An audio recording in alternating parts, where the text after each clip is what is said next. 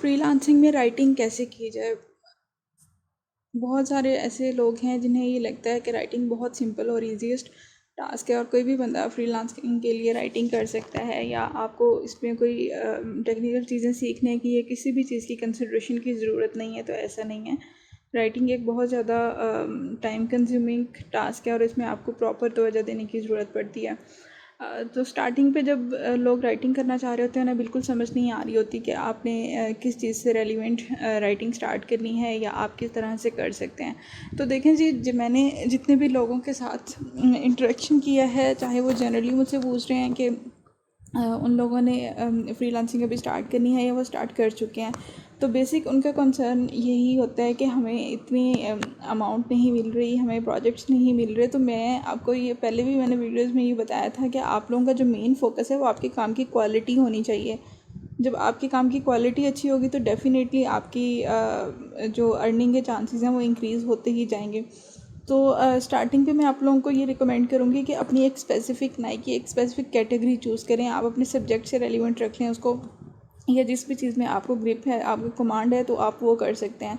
Unless और until आपने MPhil किया हुआ है, आपने पीएचडी की हुई है, तो आप थीसिस लिख लिख के या फिर अपने असाइनमेंट्स वगैरह करके इतने एक्सपर्ट हो चुके हैं कि आप दुनिया के किसी भी टॉपिक पे लिख सकते हैं। लेकिन उसमें भी काफ़ी ज़्यादा हमारे पास आप ये कह लें कि लिमिटेशन आ जाती है। हम लोग सारे टॉपिक के बारे में नहीं लिख सकते। फॉर एग्जांपल, अगर मुझे बायोलॉजी से रिलेटेड चीज़ें आती हैं या केमिस्ट्री से रिलेटेड आती हैं, तो मैं मैक्सिमम मैं फ़िज़िक्स को इन्वॉल्व कर सकती हूँ। लेकिन मैं मैथमेटिक्स इसमें या फिर कोई बहुत ज़्यादा एडवांस लेवल की फ़ाइनेंस कैटेगरीज़ के लिहाज से, इकनॉमिक्स के लिहाज से मैं चीज़ें नहीं कर सकती। लेकिन इसमें कुछ इस तरह के पॉइंट्स आ जाते हैं कि आप जनरल वे में चीज़ें कर सकते हैं। जैसे होम इम्प्रूवमेंट के लिहाज से कुछ आर्टिकल सिंपली आपको समझ आ जाएंगे। वाइल्डरनेस में आपने किस तरह से सर्वाइव करना है, आपने किसी ट्रिप पे जाना है, या फिर ट्रैवल के लिहाज से आप लोग देख सकते हैं कि आपने अपनी पैकिंग किस तरह से करनी है। तो वो उसमें सिंपल आप दूसरे कोई रेलिवेंट वेबसाइट्स वगैरह ओपन करेंगे और वहाँ से जाके आप उसको देख लेंगे जी कि आपने किस तरह से इन चीज़ों को फोकस करना है। तो उसमें तो आप लोग अपना एक कॉन्टेक्स्ट बना के देख लेते हैं। लेकिन अगर आप ये बायोलॉजिकल कैटेगरीज से बिलोंग करते हैं और आप ये कहते हैं जी कि मैं तो इकनॉमिक्स के लिहाज से बड़ा अच्छा आर्टिकल लिख दूँगा, तो ऐसा पॉसिबल नहीं है। इसलिए आप लोगों ने हमेशा अपनी एक स्पेसिफिक कैटेगरी चूज़ करनी है और उसी कैटेगरी के ऊपर आपने स्टिक होके देखना है। उसके अलावा जी, आपने अपने क्लाइंट्स के साथ प्रॉपर कम्युनिकेशन रखनी है, या फिर आपने अपना जो राइटिंग का फ़्लो है उसमें भी एक प्रॉपर लेवल पे जाके कम्युनिकेट करने की कोशिश करनी है और अपने आप से क्वेश्चंस करने हैं। फॉर एग्जांपल, अगर कोई क्लाइंट मुझे काम देता है तो मैं खुद से उसको अगर बैठ के सोचती हूँ कि अच्छा इसमें कौन कौन से पॉइंट्स ऐसे आ सकते हैं। कुछ ऐसी चीज़ें हैं जो कि जनरली आपके माइंड में आ जाती हैं, और कुछ चीज़ें ऐसी होती हैं जिसमें आप लोग जब सर्च करते हैं इंटरनेट से, आपको 7-8 चीज़ें देखते हैं, कोई रिसर्च पेपर्स वगैरह देख लिए, तो उसके बाद आपने फिर अब ये देखना होता है कि इसमें से कौन सा डाटा उठाना है और किस तरह से हेडिंग्स और सब हेडिंग्स बनानी है और कॉन्टेक्स्ट किस तरह से डेवलप करना है। तो आपने हमेशा यहाँ पे आइडियाज़ को जनरेट करना है, या फिर उसके जो साइंटिफिक एविडेंसेस हैं, या फिर उसमें कोई टेक्नोलॉजिकल इंटरवेंशंस आ जाती हैं, या स्टैटिस्टिकल डाटा आ जाता है, तो उसके अकॉर्डिंग आपने रियलिस्टिक होके राइटिंग करनी होती है। उसमें ये नहीं आता कि आप जनरली कुछ भी लिख दें। स्टार्टिंग पे भी आपने इंट्रोडक्शन दिया हुआ है, सेंटर में अगर देखें तो भी वहाँ पे इंट्रोडक्टरी चीज़ें नज़र आ रही हैं, कंक्लूजन में भी आपने सेम वही चीज़ें लिख दी हैं। तो समटाइम्स ऐसे होता है, स्टार्टिंग पे हम लोगों को ये लग रहा होता है कि हम बहुत अच्छे तरीके से राइटिंग कर रहे हैं और इसमें किसी भी किस्म का कोई प्रॉब्लम नहीं है। बट एक्चुअली जब कोई एक्सपर्ट उसको डील करता है, उसको देखता है, तो वो कहते हैं जी कि स्टार्टिंग पे भी आपने वही चीज़ें लिखी हुई हैं, सेंटर में भी वही हैं, एंड पे भी वही हैं। तो आपकी जो इसमें मेन कॉन्टेक्स्ट है वो प्रॉपर डेवलप होना चाहिए और किसी भी चीज़ की रेपिटेशन नहीं होनी चाहिए। ठीक है। और पैशनेट होना चाहिए आपको कि आपने रीडिंग करनी है और उसको एडिट करना है, कि आप जितनी दफ़ा उसको दोबारा रीड करेंगे, इवन दैट अगर कोई बहुत एक्सपर्ट आर्टिकल राइटर भी है, तो समटाइम्स लिखते हुए वो लोग भी बहुत ज़्यादा इसमें मिस्टेक्स कर जाते हैं, या आपसे आपने कोई सेंटेंस प्रॉपर नहीं लिखा होता। एक तो आप लोग उसको ग्रामरली के थ्रू चेक कर लें, और दूसरा ये है कि आपने उसको रीड लाजमी करना है। जब तक आप उसको रीड नहीं करेंगे तब तक आपको श्योरिटी नहीं होगी कि क्या ये वाकई में सही है या नहीं है। मैं खुद भी अगर अपनी कुछ आर्टिकल्स वगैरह लिख रही होती हूँ, तो समटाइम्स बंदा स्ट्रेस बैठा होता है, या फिर आपको वर्कलोड की वजह से जल्दी जल्दी आप लिख रहे होते हैं, तो बाद में जब आप उसको रीड करते हैं तो 1-2 मिस्टेक्स आपको लाजमी नज़र आ जाती हैं। और ये ऐसी मिस्टेक्स होती हैं कि अगला बंदा अगर वो उसको देख ले कि इसने इतनी सिंपल और बेसिक वाली मिस्टेक्स की हुई हैं, तो वो आपको अगले काम के लिए कभी भी हायर नहीं करेगा। तो इसलिए आप लोगों ने री रीडिंग और एडिटिंग के ऊपर बहुत ज़्यादा फोकस देना है। एटलीस्ट अगर आप बिगनिंग में राइटिंग कर रहे हैं तो आपने कम से कम 3 से 4 दफ़ा तो उसको लाजमी रीड करना है। तो जब आप रीड करेंगे आपको खुद आइडिया होगा कि आपने कहाँ पे किस तरह की मिस्टेक्स की हुई हैं। प्रॉपर नेटवर्क बनाएं बाकी राइटर्स के साथ, क्योंकि और उनके साथ प्रॉपर डिस्कशन करें। अपने पॉइंट ऑफ व्यू को एक साइड पे रख के आप लोग उनके पॉइंट ऑफ व्यू को देखें कि वो चीज़ों को किस तरह से देखते हैं, राइटिंग में कौन कौन सी चीज़ों को प्रायोरिटाइज़ कर रहे होते हैं। और समटाइम्स आजकल ये फेसबुक, इंस्टाग्राम और ट्विटर वगैरह पे बहुत सारे लोग ऐसे हैं जो कि अपनी टिप्स वगैरह भी शेयर कर रहे होते हैं। तो आप लोग उनके साथ एक प्रॉपर डिस्कशन रखें और देखें क्या कौन सी चीज़ें ऐसी हैं जिसमें आप लैग कर रहे हैं और कौन सी चीज़ें ऐसी हैं जिसमें लोग एक्सपर्ट हैं। तो आप उनके ओपिनियन को जानने की कोशिश करें और उनके अकॉर्डिंग भी देखें कि अच्छा इस चीज़ को भी हम लोग कंसिडर कर सकते हैं, तो हमारी जो राइटिंग स्किल्स हैं वो इम्प्रूव हो सकती हैं।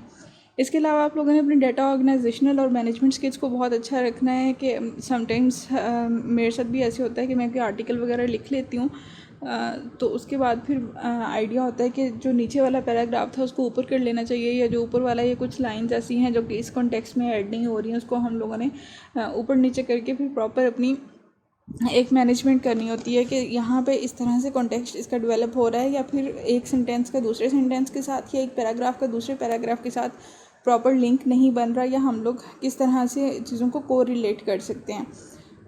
इसके अलावा आपको डिफरेंट राइटिंग स्टाइल्स आने चाहिए, क्योंकि मोस्टली जो लोग आपको फ्रीलांसिंग मार्केट प्लेस में कांटेक्ट कर रहे होते हैं वो डिफरेंट कंट्रीज़ डिफरेंट रीजन से होते हैं और उनकी डिफरेंट राइटिंग स्टाइल्स की कंसिड्रेशन होती हैं। इवन दैट को डिफरेंट जो यूनिवर्सिटीज़ हैं उनका भी राइटिंग स्टाइल डिफरेंट होता है, जैसे MLA APA हार्वर्ड या कुछ इस तरह से। तो आपको सारे राइटिंग स्टाइल्स के बारे में आइडिया होना चाहिए। अगर नहीं आइडिया तो आप इसको गूगल कर लें, सिंपल सी चीज़ें हैं जो कि आपको बता देगा कि इसमें आपने पैराग्राफ को ऐसे एडजस्ट करना है, इसमें रेफरेंस का स्टाइल ऐसे आना चाहिए, या इसमें लाइन स्पेसिंग कितनी होनी चाहिए। तो इस तरह से सिंपल सी चीज़ें होती हैं, इसमें कोई बहुत ज़्यादा टेक्निकल टास्क इन्वॉल्व नहीं है। इसके अलावा जी आप लोगों ने अपने टाइम मैनेजमेंट स्किल्स को भी देखना है कि मे बी आपके एक आर्टिकल लिखने के लिए 1 या 2 दिन दिए गए हैं और आप ये कहें कि मैं पहले दिन तो आपने काम नहीं किया, दूसरे दिन आप बिल्कुल 1 घंटा भी रहता है आपके काम को डिलीवर करने के लिए और आप लोग बैठ जाएँ उस टाइम पे स्टार्ट कर लें, तो कभी भी आप लोग आर्टिकल की क्वालिटी को मेंटेन नहीं कर पाएंगे। तो जितना आपके पास अवेलेबल टाइम है उसको देखें कि आपने कितने टाइम में पहले आर्टिकल को करना है और उसके बाद उसको रीड किस तरह से करना है। जब आप दोबारा से उसको रीड करेंगे तो फिर आपने एडिटिंग के लिए भी प्रॉपर टाइम देखना है और उस टाइम के अकॉर्डिंग आप फिर मैनेज करें कि आपने क्लाइंट को किस तरह से सेंड करना है। और समटाइम्स अगर आगे से रिवीजन्स वगैरह का कुछ सीन आ जाता है तो फिर आपने वो भी टाइम उसी अकॉर्डिंग मैनेज करना होता है। समटाइम्स ऐसा होता है कि आप लोगों ने बहुत अच्छा काम परफॉर्म किया होता है, या फिर उसमें फैक्ट्स एंड फिगर्स भी ऐड कर दिए, स्टाइल भी पूरा फॉलो कर दिया, रेफरेंसेस भी आपने लेटेस्ट ऐड कर दिए, लेकिन फिर भी क्लाइंट को आपका काम पसंद नहीं आता और आपके काफ़ी घंटों की जो मेहनत है वो ज़ाया हो जाती है। तो न्यू राइटर्स स्पेशली यहाँ पे डिसहार्ट हो जाते हैं और उनको लगता है कि अच्छा जी अब ये जो रिजेक्शन है ये तो पता नहीं मेरी ज़िंदगी का सबसे बड़ा वाक़या है। तो इस तरह से नहीं है। अगर कोई बंदा आपको ऑर्डर कैंसिल करने के लिए कहता है तो आप ज़रूर ऑर्डर कैंसिल कर दें, क्योंकि अगर आप नहीं करेंगे तो आपको नेगेटिव रिव्यू देगा जो कि आपकी ओवरऑल प्रोफाइल की परफॉर्मेंस को इफ़ेक्ट करेगा। तो अपनी प्रोफाइल की परफॉर्मेंस को बचाने के लिए आपने ऑर्डर कैंसिल कर लेने को प्रेफर करना है, लेकिन आपने ये नहीं कि अब वो $30 या कोई $5 का भी अगर होता है तो बहुत सारे लोग कहते हैं कि मैं अपनी पेमेंट क्यों किसी के पास आने दूँ। तो $5 पे या $30 पे आप लोग कंप्रोमाइज़ कर लें, लेकिन नेगेटिव रिव्यू कोशिश करें कि आपकी प्रोफाइल के ऊपर ना आए। इसके अलावा जब आप लिख रहे होते हैं तो आपने अपने लाइफ के जो स्ट्रेसेस या आपके बाकी जितने भी एक्टिविटीज़ हैं, आपने कोई काम करने हैं, अभी आपकी कोई बाकी असाइनमेंट्स हैं, उनको अपने माइंड से बर्डन निकाल देना है। तो अगर आप लोग कॉन्स्टेंटली किसी और चीज़ के बारे में सोचते रहेंगे तो डेफिनेट सी बात है कि आप लोग कभी भी अपने इस टास्क के ऊपर फोकस नहीं कर पाएंगे। आराम से एक पीसफुल और काम इन्वायरमेंट में बैठें, वहाँ पे बैठ के आपको जो आइडियाज़ आपके माइंड में आएंगे, जब रिलैक्स्ड सिचुएशन होती है, जब आपका माइंड स्टेट बिल्कुल एक रिलैक्स स्टेट पे आ जाता है, तो आप ज़्यादा अच्छे तरीके से काम पे फोकस कर सकते हैं। सोशल मीडिया प्लेटफॉर्म्स पे जैसे कुछ राइटिंग ग्रुप्स वगैरह बने होते हैं जहाँ पे लोग अपनी इंस्ट्रक्शन और टिप्स वगैरह शेयर कर रहे होते हैं, तो आप लोग लाजमी वो ग्रुप्स भी ज्वाइन करें। और टेक्निकल जॉब बोर्ड्स ज्वाइन कर सकते हैं। रियलिस्टिक अपने गोल्स आपने रखने हैं, कोई बहुत ज़्यादा ये नहीं सोचना कि अच्छा आज तो मैंने फाइवर पे अकाउंट बना लिया है तो अगले महीने में मेरे पास करोड़ों अमाउंट आ जाएगी। तो इस तरह से नहीं है। स्टार्टिंग पे आपको थोड़ी सी मेहनत ज़्यादा करनी पड़ती है और आहिस्ता आहिस्ता ही ये सारी जो सिचुएशन है वो सेट होती है। इसके अलावा जी कुछ वेबसाइट्स या कुछ हमारे पास साइंस एंड टेक्नोलॉजी के लिहाज से कुछ मैगज़ीन्स आते हैं, कुछ साइंटिफिक न्यूज़पेपर्स होते हैं, तो आप उनके लिए फ्री में लिखें। आप जब उनको आर्टिकल लिख के भेजेंगे तो वो प्रॉपर उनके एडिटर्स होते हैं जो कि उसको रिव्यू करते हैं, और जो उसमें प्रॉब्लम्स हैं तो वो आपको गाइड कर सकते हैं कि आप इसमें इस तरह से कुछ चेंजेस कर लें। तो जब आपको वो चेंजेस करने का सजेस्ट करेंगे तो डेफिनेट सी बात है कि आपको अपने वीक पॉइंट्स का पता चलेगा कि आप कहाँ पे मिस्टेक्स कर रहे हैं, कौन सी ऐसी चीज़ें हैं जिनको इम्प्रूवमेंट की ज़रूरत है। या फिर अगर आपके आर्टिकल की क्वालिटी बहुत ही ज़्यादा पुअर है तो वो उसको रिजेक्ट कर देंगे। तो आपको एटलीस्ट अपने स्किल्स का और अपने कॉन्टेक्स्ट डेवलपमेंट का आइडिया होगा कि आप कहाँ पे स्टैंड कर रहे हैं और आपने चीज़ों को किस तरह से इम्प्रूव करना है। इसके अलावा एक और चीज़ आ जाती है कि समटाइम्स आपको स्टार्टिंग पे फाइवर पे या फिर अपवर्क पे बहुत ज़्यादा क्लाइंट्स नहीं मिल रहे होते, तो इसी से डिसहार्ट होकर लोग उसको छोड़ देते हैं।